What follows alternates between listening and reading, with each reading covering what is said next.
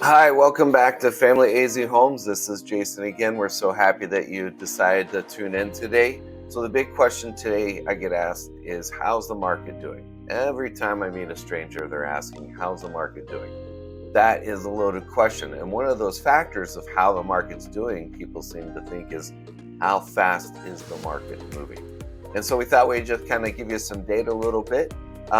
This is a graph from Realtor.com. It actually only takes the median days on the market for the entire country every July. I'm going to show you some specific ones for Phoenix, and we'll talk about what's the difference between the two graphs. But I thought it'd be interesting to start out nationwide.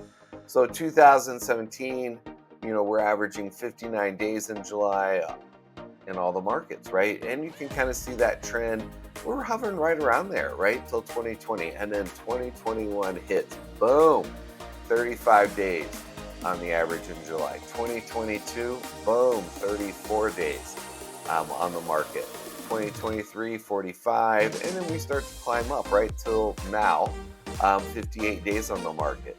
So when do people get an offer? Because that's really the question, right?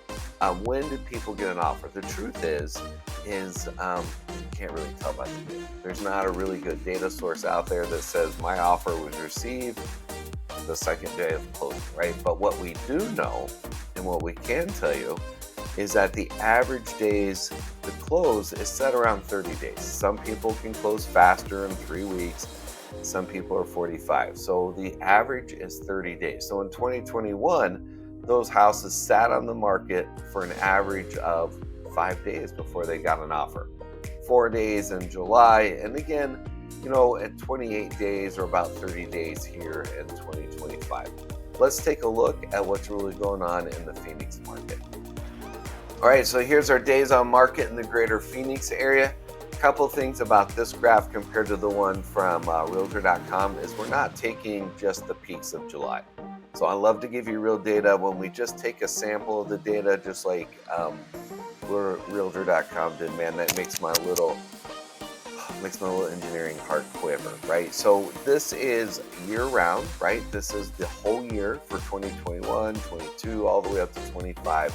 And this is the average of what they did. And we know here in Phoenix that December is slow, so is January. And then we kind of pick up during the summer months. So July probably would be one of our better months. And then we start to taper off, right, starting in November timeframe. So this is for all areas in the greater Phoenix market. So we got a Patrick Junction, we got West Side, South Side, we got the North Side, we got every side in here, right? And so 2021, we were only 31 days. And remember what I said on the other graph is that when we take a closing, right, it's usually 30 days.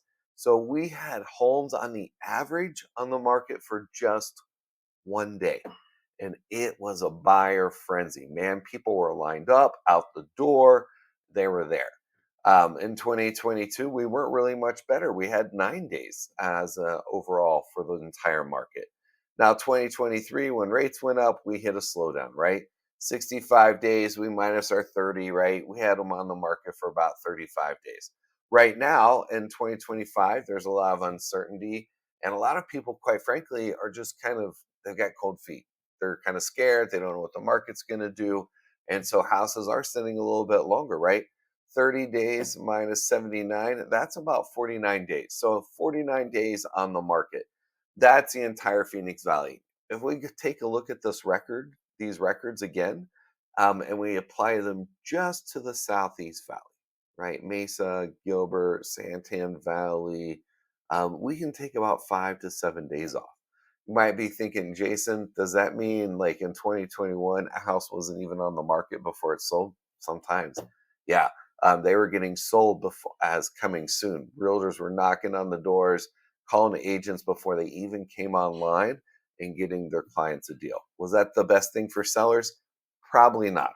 You probably wanted to go on the market so you had as many people competing for it as possible to raise that price up. But that's not what happened, and that's not what some of them did. So that's why our numbers could be a little weird looking, is because of the fact that sometimes those houses were bought before they even came on the market.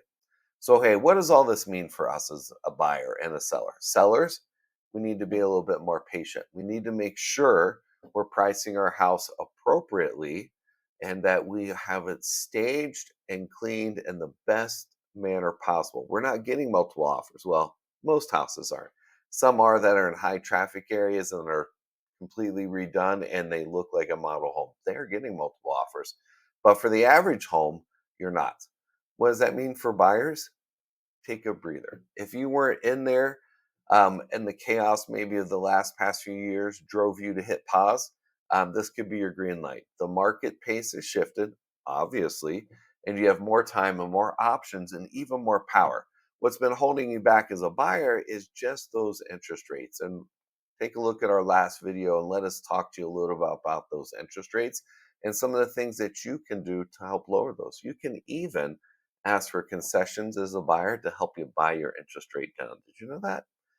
And you can get it down as much as a 0.5%, and that makes a big deal in your payments. Hey, let's talk about what the pace looks like in your area because, of course, Gilbert looks different than Apache Junction. Mesa looks different than Santan Valley. Let's talk about your specific area and if now could be the right time for you to re enter the market. Hey, this is Jason. You can watch us on YouTube, Facebook, or check out our blogs on Family AZ Homes. We thank you so much for watching and we hope you have a blessed day. Thanks so much.